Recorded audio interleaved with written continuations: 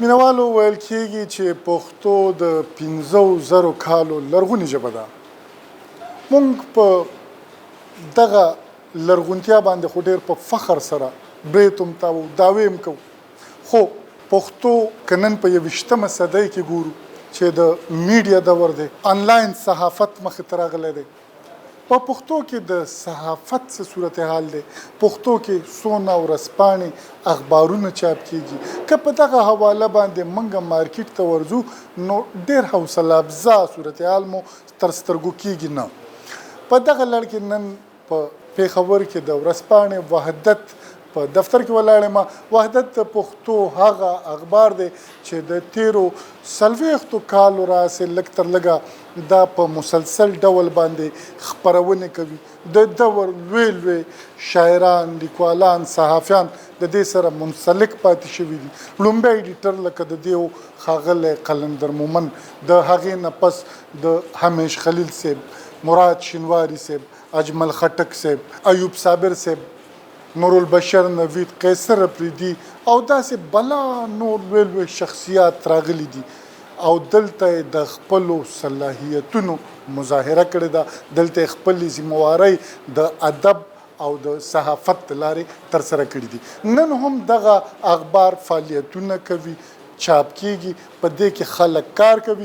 راځئ د دې سره لږې خبرې د نږدې نه وکړو چې د کار نوعیت څه دی او اوس وحدت ورځپاڼه په کوم مقام ولاړه ده. ما خپل خیال دا دی چې په دې صوبه کې یو 2 اخبارونه داسې دي. اوس شکر دی چې د اخبارونو شمېره ډېره زیاته ټلویزیون چینل راغلي دي، ستاسو غوندې انټرنیشنل ریډیوز راغلي دي چې هغه د دې صوبې نه صرف دا چې صحافت روزنه کوي، صحافیان چې دي د هغو تربیت کوي، د هغو معاشي حالت چې دي په هغې کې د هغو خپل یو ډېر مثبت کردار دی.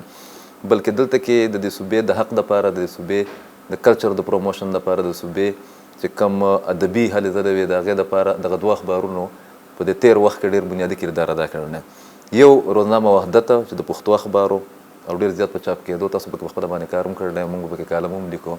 زما په دغه کې هم د هغې یو بنیادي کردار دی چې ما د پښتو صحافت یا کالم لیکل چې دي نه د وحدت د لارې چې دی زده کړي دي، په هغې باندې فخر هم کوم. او زما همیشه دا خواهش ومې چې د وحدت منګه خپل یو اخبار ګڼو، د پښتنو اخبار یې ګڼو. بل چې فرنټیر پوسټ هم د دې دواړو اخبارونو ډېر بنیادي او تاریخي کردار پاتې شوی دی. بیا داسې وګورئ چې دلته کې چې کومې غټې ستنې د صحافت پاتې شوي دي، د ادب پاتې شوي دي، سیاست پاتې شوي دي، دغه خلکو هم د دې وحدت نه صرف دا چې د کامیابۍ په یا د ده په جوړولو کې یو بنیادي کردار ادا کړی دی، بلکې دا یو آیډنټیفیکیشن هم، یو شناخت و چې وحدت دوی ته ورکو او هغوی وحدت ته ورکو. د هغې فایده چې د بیا لر او بر چې پښتانه وو هغې ته ورسېدل. خو د دې سره سره نن تاسو وګورئ چې هغه خلک چې هغه غټ صحافیان دي په ټوله دنیا کې ناست دي، یا هغه په پاکستان کې یا په افغانستان کې ناست دي او هغه نثر لیکي، خاص کر صحافت یا په کرنټ افیر باندې لیکل کوي. نو زما خپل خیال دا دی چې زه به غلط بیانۍ نه کار نه اخلم. دا به حقیقت وي چې په هغې کې 90% چې دي 90% د هغو روزنه، د هغو تربیت او د هغو چې کوم یو شناخت جوړ کړی دی نو دا وحدت جوړ کړی دی. زما خو په دې اخبار کې تقریبا چې 14-17 کاله وشو چې څه ټایم زه راغلم، نو هغه تقریبا چې د کاتبانو د خاتمې دور او د کمپیوټر د راتلو دور و. زه داسې وخت کې راغلی وم، لکه خبرونه موږ لیکل په کمپیوټر باندې او لیډ سرخي به موږ جوړوله په کاتب باندې، په لاس باندې. بیا به هغه سرخیانې تلې، د هغې به فلمونه جوړېدل، د تصویرانو به فلمونه جوړېدل او هغه به لګېدل. اوس چې کوم د نیټ زمانه ده، هر څه په نیټ باندې راځي، خبرونه تیار راځي، سرخیانې په دې باندې وي، بس د انفن کار دی. زما په خیال چې هغه وخت او دې دور کې د ځمکې او اسمان فرق، لکه څنګه چې ما مخکې وي چې هغه دور کې موږ راغلي وو، نو هغه به خبرونه ډېر په مشکله پیدا کېدل. یا به موږ د انګریزۍ APP نه واغستل، هغه رول به راتلو، یا به چې کوم د موږ د منیټرینګ کولو هغې نه به م اخیستل، یا به چې کوم نمایندګانو هغې به رالیږل په فکس باندې.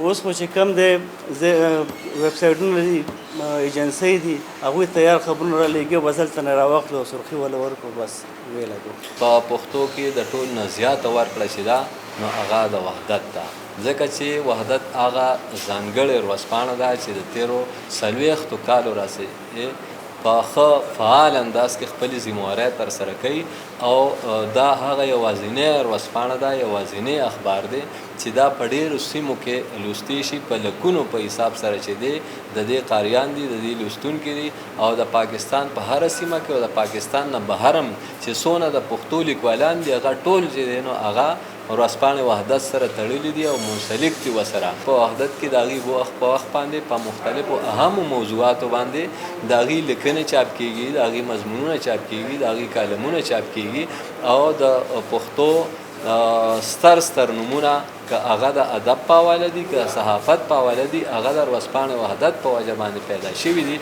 مینوالو د دغه وحدت ورځپاڼې مدیر او د ټول پاکستان د ورځپاڼو د مدیرانو د اتحادیې نائب صدر ښاغلي سید هارون شاه صاحب سره ناست یو.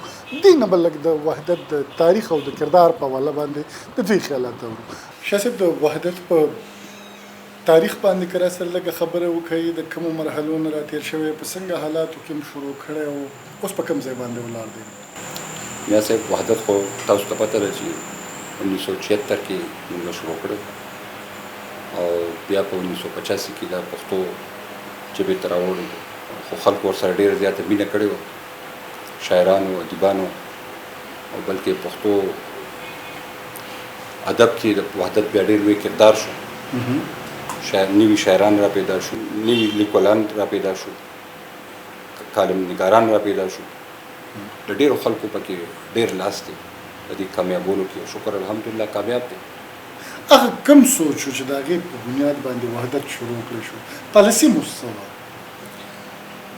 سوچ خو دا و چې والد صاحب پیر سفید شاه صاحب بنیادي طور باندې پښتو شاعري کړې وه، پښتو طرف ته ډېر اول نه رجحان یې و او زموږ خاندان کې د پیر صاحب داسې مامام کېدو کاکاجي صنوبر حسین هغه نه هم ډېر زیات متاثر و او پالیسي چې کوم ده نو پالیسي خو شروع نه ډېره غیر جانبداره ده، غیر جانبدار. وحدت چې څنګه نوم وحدت دی هماغسې پالیسي هم د وحدت د ژبې خدمت او د ژبې کامیابي د دې پالیسي ده. څونه تعداد کې د اخبار چاپ کیږي او کومو ښارونو کې کتل کیږي یا کومو هیوادونو کې لوستل کیږي؟ میا صاحب یو خو د اخبار په خپل چاپ شي او لاړ شي د هغې خو تعداد په لکونو کې هغه دوبۍ ته هم ځي، میډیا لیست او افغانستان ته ډېر زیات تعداد کې ځي، چې کوم ځای کې پښتانه کې خاص کر په فاټا ټرایبل ایریا کې زموږ قبایلي علاقې چې ورته وایي هغې کې د اخبار کتل کېږي. دې نه علاوه یو ویب سایټ هم دی، هغه ویب سایټ هم ډېر کامیاب ویب سایټ دی د وحدت او په ټول دنیا کې هغه هم کتل کېږي. پښتو اخبارونه ولې سیوانه شول؟ اصل کې چې دا ژبه چې کوم ده که خلکو رزق ورسره وابسته نه دي، رابطې ژبه نه ده. دې سره چې کله حکومت ورسره مرسته وکړي او دا د رابطې ژبه شي او د رزق ژبه شي، دې سره رزق وابسته شي، بیا به دا ډېره ترقي. په سند کې چې موږ ګورو د سندي قوم یوه ژبه ده، په هغې کې د 1.5 نه زیاتې ورځپاڼې چاپ کیږي. په پښتو کې داسې ممکن ده؟ بالکل ممکن ده چې حکومت یې سرپرستي وکړي. د اشتهارونو په مد کې د حکومت رویه د پښتو میډیا سره څنګه ده؟ پکار دی چې دې لپاره یو مخصوص کوټه مقرر شي، اوسه پورې نه ده مقرر شوې او بس موږ ورسره ګزاره کوو، ورسره خدمت کوو. د پښتو ژبې ادب او صحافت د ودې په لړ کې د ورځپاڼې وحدت کردار اوس هغه ځای ته رسېدلی دی چې نه یوازې پې د پېښور پوهنتون نه خلکو د پی ایچ ډي ډګرۍ اخیستې دي، بلکې په خپل دغه غوره او کوټلي کردار ورځپاڼې وحدت ځان د تاریخ په پاڼو کې هم خوندي ساتلی دی. فاروق فراق، وایس اف امریکا، ډیوا.